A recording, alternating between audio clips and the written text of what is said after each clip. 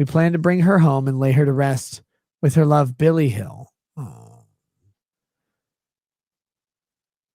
Like, look, I'm going to get gay for a second, so I'm not going to Uganda.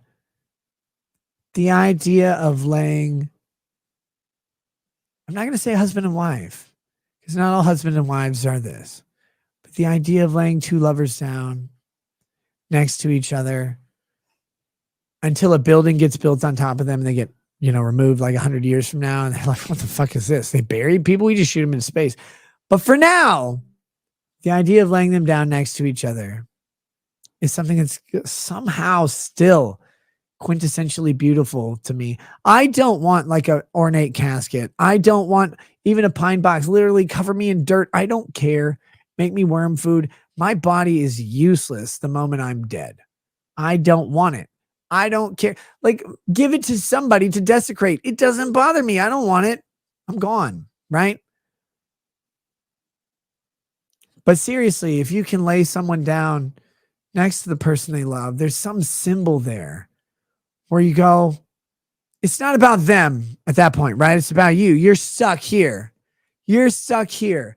But it's this memory that they lay down and embrace for the rest of eternity. Or at least until the lease on the graveyard runs up or whatever. They lay down and they're in boxes. They're separate. But you can picture them on their sides looking at each other, right? For all the time, through all seasons, through all turmoil, financial crises, they never have to worry about paying for that sleeping arrangement again. They're never paying the rent. They're never paying the mortgage. No one's foreclosing on them. Nothing's going to happen. They're at peace that they asked for, that they begged for. They told the government, please recognize this. They told their family, please honor this. They made children in that embrace. They'll never touch again physically, but they'll look at each other in your mind because their body's all twisted and mangled. Like, it's not real. Like, when they're in the box, because you got to put makeup and stuff on them. They got to put fluid in them to keep them all still. And later they start to rot and worms eat them and shit. But in your mind, though, that's not happening. In your mind, it's those two people full of life. They're staring at each other.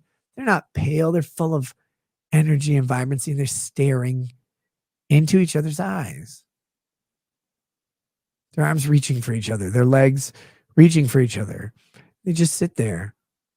You go, God damn it. This is what they asked for their whole fucking lives.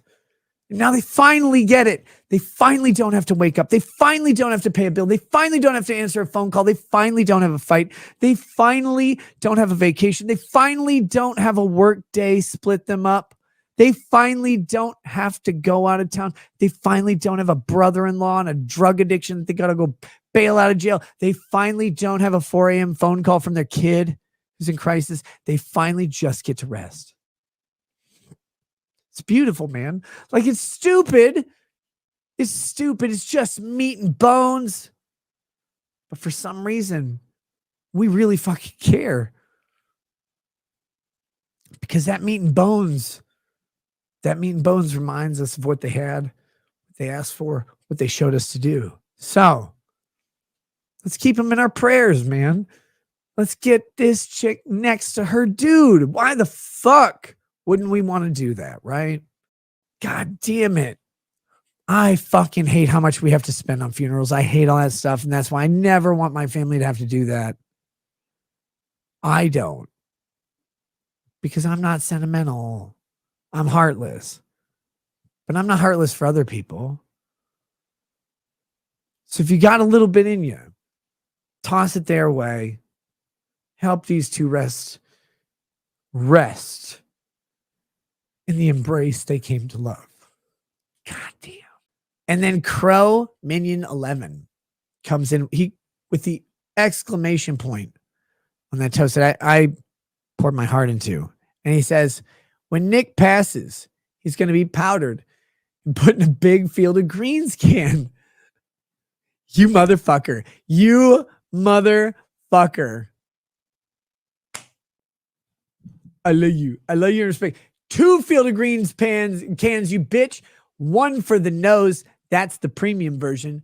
That's like that beautiful beluga caviar, not the shitty salmon roe you get at the grocery store. This is that basically black market shit.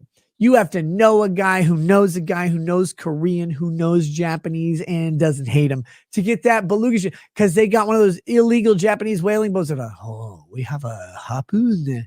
We target the Rizzo. We target the Rebel Listen, but she no longer with. Like, they are spearing these belugas, keeping them in Japanese. I don't know what they do. And they suck the eggs out of them. They put them in cans or whatever. That's the good stuff. That's the good. That's the nose. It gets its own can. It's a little bit bigger than the rest of my body's can. The rest of my body's garbage. Disgusting. If you eat it, you'll probably get drunk.